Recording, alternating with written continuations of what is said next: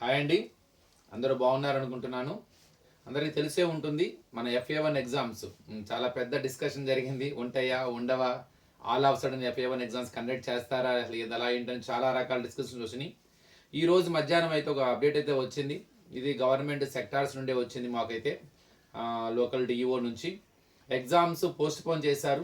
FA1 exams conduct చేయడం అనేది 21 నుండి, అంటే మేబీ పొంగల్ హాలిడేస్ తర్వాత 21, 22, 23 ఆ డేట్స్లో ఎగ్జామ్ కండక్ట్ చేస్తున్నారని చెప్పి ఇన్ఫర్మేషన్ ఇచ్చారు. సో పేపర్స్ యాజ్ యూజువల్గా DCEB district common examination board వాళ్ళే తయారు చేస్తారు. అసలు యాక్చువల్ అయితే వాళ్ళకి కండక్ట్ చేయాలని ఇంట్రెస్ట్ లేదు నిజం చెప్పాలంటే.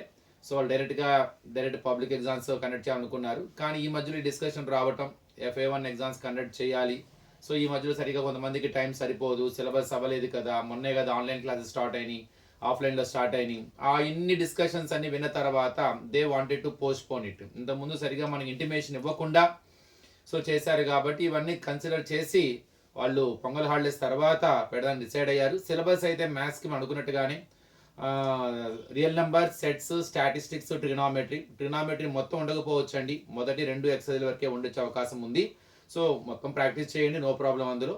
మిగతా సబ్జెక్ట్ సిలబస్ కూడా నేను కమ్యూనిటీ ట్యాబ్లో మీకు ఒక ఇమేజ్ పెడతానండి. ఆ ఇమేజ్లో మీకు సబ్జెక్ట్ వారీగా ఉంటుంది సిలబస్, అది చూడండి. కానీ నవంబర్, డిసెంబర్ సిలబస్ మాత్రమే ఉంటుంది, అదైతే మైండ్లో పెట్టుకో. నవంబర్, డిసెంబర్ సిలబస్ FA1కి కండక్ట్ చేస్తారన్నమాట. సరే, ఈరోజు మనం ఈ FA సిలబస్ని మనము రివైజ్ చేద్దాం. ఇప్పుడు మనం సెట్స్ మీద 2 వీడియోస్ చేసాము. ఇప్పుడు స్టాటిస్టిక్స్ అన్న కంపల్సరీ మనకి స్టాటిస్టిక్స్ ఉంది కాబట్టి కన్ఫర్మ్గా మనకి 3 సెంట్రల్ టెండెన్సీల్లో ఏదో ఒక ప్రాబ్లం వచ్చే అవకాశం పక్కా కనపడుతుంది. Mean, median, mode. Let us discuss now.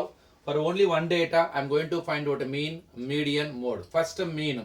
So we get classes, we get a frequency, we have to find out xi. Xi is nothing but class mark. How to find out the class mark? Class mark is nothing but average of lower limit and upper limit. అంటే 4 observations యొక్క values 0కి 10కి మధ్యలో ఉన్నాయని తెలుసు, కానీ ఎగ్జాక్ట్గా వాటి వాల్యూ తెలియదు కాబట్టి we take one its center value as a approximate value of those 4 observations. అంటే 7 అబ్జర్వేషన్స్ యొక్క వాల్యూ 20 to 30 మధ్యలో ఏదైనా వాల్యూ కావచ్చు, అంటే ఎగ్జాక్ట్గా మనకి తెలియదు. It's not a grouped data, ungrouped data. So real data కాదు, imaginary data, grouped data. Then we take one approximate value. Its center value can be approximate real value of those 7 observations. అందుకని 0కి 10కి మధ్యలో ఏదో ఒక వాల్యూని ఆ 4 observations యొక్క అప్రాక్సిమేట్ వాల్యూగా తీసుకోవాలి. అది సెంటర్ వాల్యూ అయితే బాగుంటుందని చెప్పి ఆ సెంటర్ వాల్యూ ఎలా కడతారండి, lower limit upper limit add చేసి 2తో డివైడ్ చేస్తే వస్తుంది. అంటే 0 + 10/2 అంటే 10/2 అంటే 2 5s are. So try to find out the class marks of all other classes in the same process. Class mark is nothing but a lower limit plus upper limit by 2. 10 + 20, 10 + 20/2 అంటే 30/2 అంటే 2 15s are. ఒకటి కడితే సరిపోతుందండి, మిగతావన్నీ ఈజీగా వస్తాయి, అన్నిటి కట్టక్కర్లా. ఎందుకంటే క్లాస్కి మధ్య డిఫరెన్స్ అబ్జర్వ్ చేయండి, 10 పెరుగుతూ వెళ్తుంది.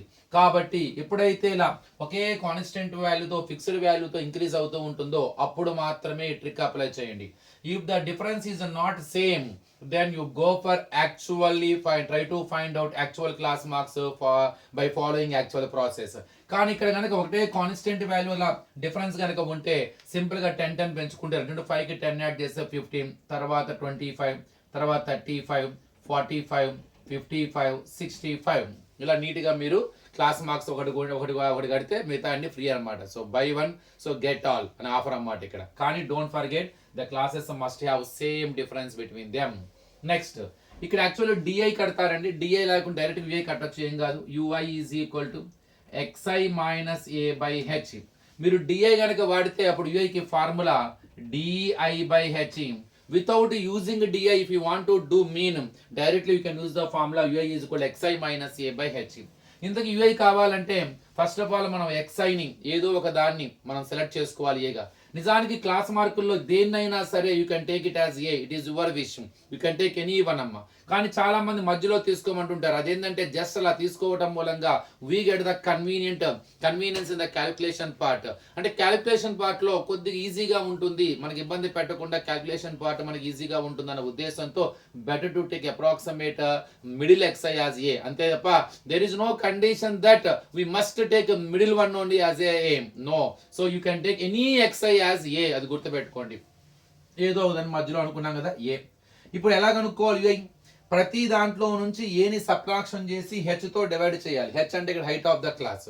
నిజానికి ఆ H height of the class కాదు, డిఐ కట్టిన తర్వాత డిఐ అంటే ఎక్స్ఐ మైనస్ ఏ, ఎక్స్ఐ మైనస్ ఏ తర్వాత హెచ్తో డివైడ్ చేస్తాం. ఈ ఎక్స్ఐ మైనస్ అంటే ప్రతి దాంట్లో నుంచి ఏని సబ్ట్రాక్షన్ చేస్తే వచ్చే వాల్యూస్ డిఐ. ఆ వాటి యొక్క హైయెస్ట్ కామన్ ఫ్యాక్టర్ని హెచ్గా తీసుకుంటాం అంతే తప్ప నిజానికి హెచ్ అంటే ఇక్కడ హైట్ ఆఫ్ ద క్లాస్ అయితే కాదు. అవన్నీ ఎక్కువ ఏ టేబుల్లో పోతాయో ఆ వాల్యూ. కానీ ఇక్కడ ఎప్పుడైతే క్లాస్కి మధ్య డిఫరెన్స్ సేమ్ గా ఉంటుందో అది కోఇన్సిడెంట్ అవుతుంది అనమాట. హైయెస్ట్ కామన్ ఫ్యాక్టర్ హెచ్కి ఈక్వల్ అవుతుంది అంతే తప్ప H is nothing but highest common factor. కానీ ఇక్కడ క్లాస్కి మధ్య డిఫరెన్స్ సేమ్ గా ఉంటుంది కాబట్టి అప్పుడు హెచ్ అది హెచ్సిఎఫ్ హెచ్కి ఈక్వల్ అవుతుంది. ఏదేమైనా మీరు సబ్స్టిట్యూట్ చేసి సో హెచ్తో డివైడ్ చేస్తే వచ్చే ఆన్సర్స్ చాలా ఈజీగా గెస్ చేయొచ్చు. No need to substitute. ఎక్కడైతే ఏ ఉంటుందో అక్కడ యూఐ వాల్యూ ఎప్పుడు 0 వస్తుంది. పైకి వచ్చేసరికి నెగిటివ్ ఇంటిజర్స్ -1 -2 -3 ఇంకోటి ఉంటే -4. కిందకు వచ్చేసరికి +1 +2 +3 ఇవే వస్తాయి. మీరు సబ్స్టిట్యూట్ చేసినా కూడా అదే. ఫర్ ఎగ్జాంపుల్ నేను ఇక్కడ చేస్తాను చూడండి. ఇప్పుడు దీనికి యూఐ కట్టాలంటే ఎక్స్ఐ అంటే 25 మైనస్ ఏ అంటే 35 బై హెచ్ ఎంత అండి 10. 25 35 తీస్తే -10/10 10 1s are -1 వచ్చిందా రాలేదా? So without substituting also you can get same answer for all the table for all tables whatever data is given. But don't forget, make sure that whether they are having the same difference or not. If they are having the same difference, go through it. Use the trick method. Take UI value at a 0. The previous UI values are negative integers and the succeeding UI values are positive integers. Now multiply fi into ui. Multiply fi ui. 4 into -3 -12. 4 into -2 -8. 7 into -1 -7. 10 zeros are 0. 12 ones are 12. 8 twos are 16. 5 threes are 15. Get negative sum first. 12 plus 8 20. 20 plus 7 27. It is a negative sum -27. And get positive sum. 12 plus 16 28. 28 38 43 plus 43. Together find sigma. Sigma ante summation ani. Summation of fi ui value. Sigma fi ui. Sum is nothing but sigma. Sigma is nothing but sum. రెండు sums ఉన్నాయి అంటే ఒకటి negative sum ఒకటి positive sum. One has minus one has plus. Do subtract and take bigger value symbol. 27లో 43 subtraction చేస్తే ఎంత అండి 30 16 వస్తుంది. Bigger value 16. And add all the frequencies in the name of sigma fi. Sum of frequencies 4 plus 4 8. 8 plus 7 15. 15 plus 10 25. 27 plus 13 37. 37 ఇది ఒక 8 45 50. So 13 25 35 39 43 50 మొత్తం మీద 50 వచ్చేస్తుంది. ఇప్పుడు I'm going to use the formula for mean is equal to A plus sigma fi ui by sigma fi into H.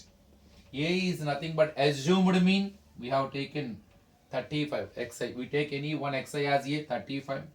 Sigma fi ui 16 by sigma fi 15 into h 10. So we can cancel. You can multiply numerators. You can multiply denominator. No value means 1. We can cancel any numerator by any denominator. Din joliki ramakanda asalu 5 10 ones are 10 5s are. So 35 plus 16 by 5. First to divide it. 16 5 తో divide చేయండి. 5 3s are 15. 1.0 no carry. 5 2s are 10. So the answer is 35 plus 3.2. 35 point means 35.0. Add 3.2. We get 35 అంటే point లేకపోతే మనం పెట్టి zeros కావాలి zeros పెట్టుకోవచ్చు. అంటే 38.2. It is the mean. It is the way to find out the mean of grouped data. ఇప్పుడు ఇదే టేబుల్కి మీడియన్ ఎలా ఫైండ్ అవుట్ చేయాలో చూద్దాం. సేమ్ టేబుల్ అదే తీసుకుంటున్నానండి, but I'm going to change the central tendency median. ఒకే వీడియోలోనే మనం 3 చెప్పేద్దాం అనుకుంటున్నాను నేను. సో మీడియన్ ట్రై చేద్దాం. ఇప్పుడు మీడియన్ అంటే ఏంటండి? Middle most observation in the data. After writing the observations in the ascending or descending order, we take the middlemost observation as the central tendency of the data. That is the median. కానీ ఇక్కడ మన దగ్గర ungrouped data కాదు, grouped data మాత్రమే ఉంది. How to find out the median of the grouped data? First అసలు ఎన్ని observations ఉన్నాయో తెలుసుకోవాలండి. సో ఎన్ అది సిగ్మా ఎఫ్ఐ ఎన్ తెలిస్తే how many observations are there in the data తెలుస్తుంది. మనం ఒక ఇన్ఫర్మేషన్ పర్పస్ కోసం మనం కలెక్ట్ చేస్తాం. ఆ కలెక్ట్ చేసిన వాల్యూస్ని అబ్జర్వేషన్స్ అంటారు. అవి మొత్తం కలిపి డేటా అంటారు. ఇక్కడ ఫ్రీక్వెన్సీ మొత్తం కనుక యాడ్ చేస్తే మనకి టోటల్ అబ్జర్వేషన్స్ వస్తాయి. 4 + 4 8, 8 + 7 15, 15 + 10 25, 37 45 50 అబ్జర్వేషన్స్ ఉన్నాయి. ఇందాక మీన్లో మనం చాలా కట్టాం, క్లాస్ మార్క్స్ అని, తర్వాత యుఐ అని, తర్వాత ఎఫ్ఐ ఇంటూ ఏ అని. మరి ఇక్కడేం కట్టాలి? ఇక్కడ క్యుములేటివ్ ఫ్రీక్వెన్సీ ఫైండ్ అవుట్ చేయాలి. Cumulative frequency. What is the meaning of cumulative frequency? Cumulative frequency is nothing but progressive addition of frequencies. What does it mean? Take the first frequency as it is, as a cumulative frequency. Add 4 to the next frequency, 4 + 4 8, 8 + 7 15, 15 + 10 25, 25 + 12 37, 37 + 8 45, 45 + 5 50. Same ఇదే వస్తుంది లాస్ట్లో. మీరు check చేసుకోవచ్చు మీరు చేసిన ఎడిషనా కాదా అని. Sigma f i ఎంతైతే వస్తుందో అదే వస్తుంది. ఎందుకు క్యుములేటివ్ ఫ్రీక్వెన్సీ కట్టానో మీకు తర్వాత అర్థమవుతుంది. ఇంతకీ మరి 50 అబ్జర్వేషన్స్ ఉన్నాయి. మిడిల్లో ఎక్కడ ఉంటుంది? ఏ అబ్జర్వేషన్ మనకి మిడిల్ పొజిషన్లో ఉంటుంది? ఒక్కోసారి మధ్యలో మనకి 2 ఉంటాయండి. ఇక్కడ ఈవెన్ నెంబర్ ఆఫ్ అబ్జర్వేషన్స్ ఉంటే we get 2 observations in the middle position. If there are odd number of observations we get only 1 observation in the middle position. ఇక్కడ మొత్తం టోటల్ ఎన్ని? 50. అది ఈవెన్ కదా. మరి ఈవెన్ అయితే మధ్యలో 2 ఉంటాయి.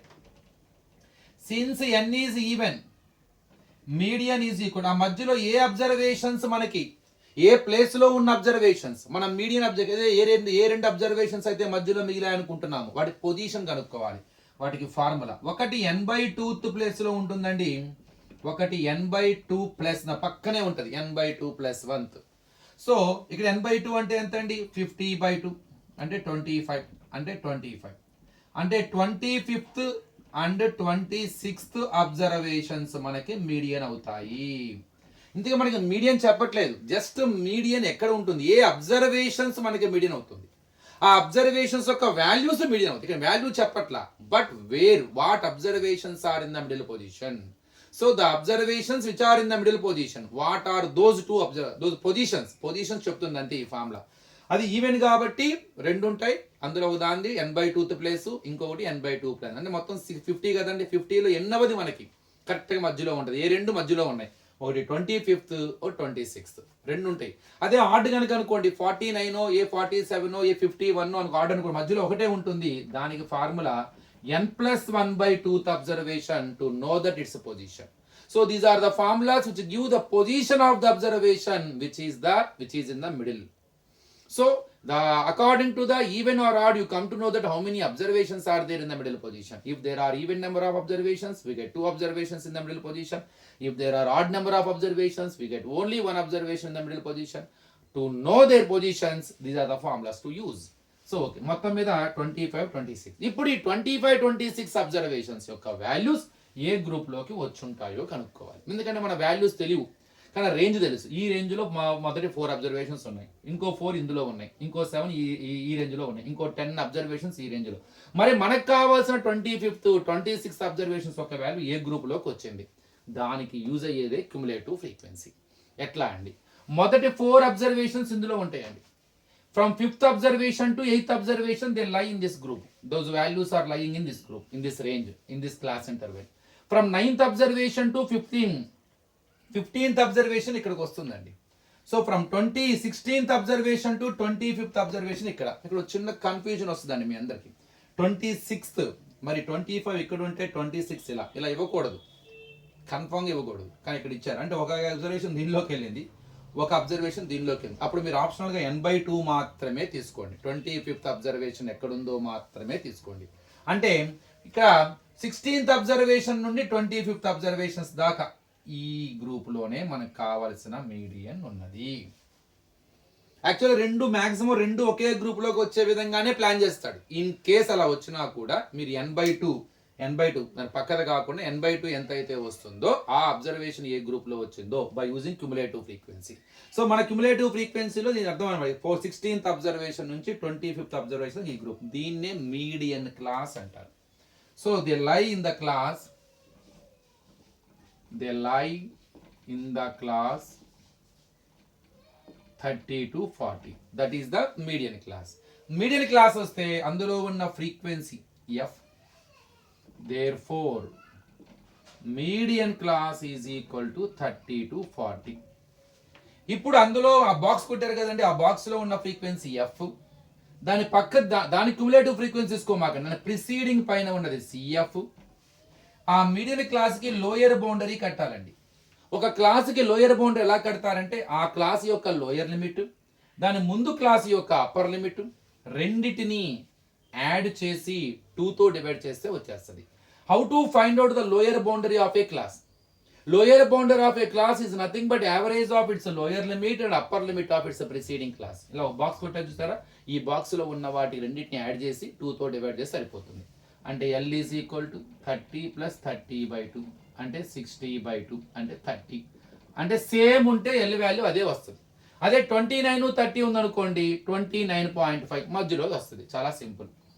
ఎఫ్ ఎంత అండి 10. సిఎఫ్, దీని సిఎఫ్ తీసుకోకూడదు, పైకి తీసుకోవాలి 15. హెచ్ ఎంత అండి height of the class 10 vertical గా చూసుకోండి ఎప్పుడు కూడా. తర్వాత n/2 మనకు ఫార్ములాలో ఉపయోగపడుతుంది 50/2 అంటే 225 సార్.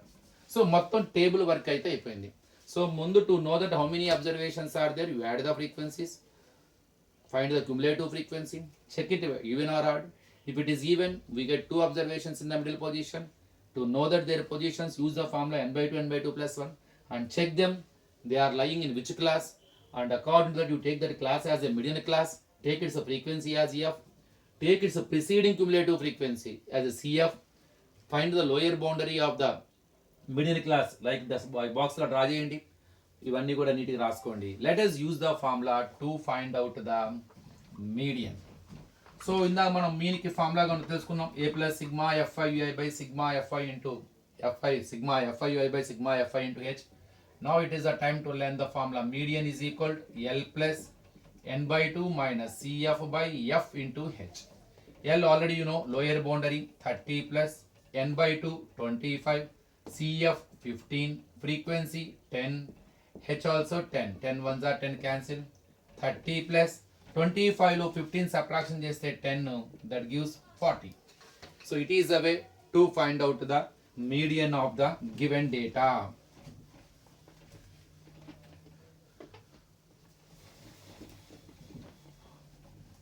సో కొద్దిగా వీడియో లెంత్ అయిపోయినట్టు ఉందండి. సో ముందు ఇవి రెండు వాళ్ళు డిస్కస్ చేద్దాం, ఇంకో వీడియోలో మోడ్ కూడా నేర్చుకుందాం. మీరు ఒకటే దీనికి మోడ్ కట్టండి, లేకపోతే ఇందులో ఉన్న క్లాస్ ఇంటర్వెల్స్కి ఫ్రీక్వెన్సీకి మీరు మోడ్ ట్రై చేయండి, నాకు ఆన్సర్ని కామెంట్ చేయండి. Thank you.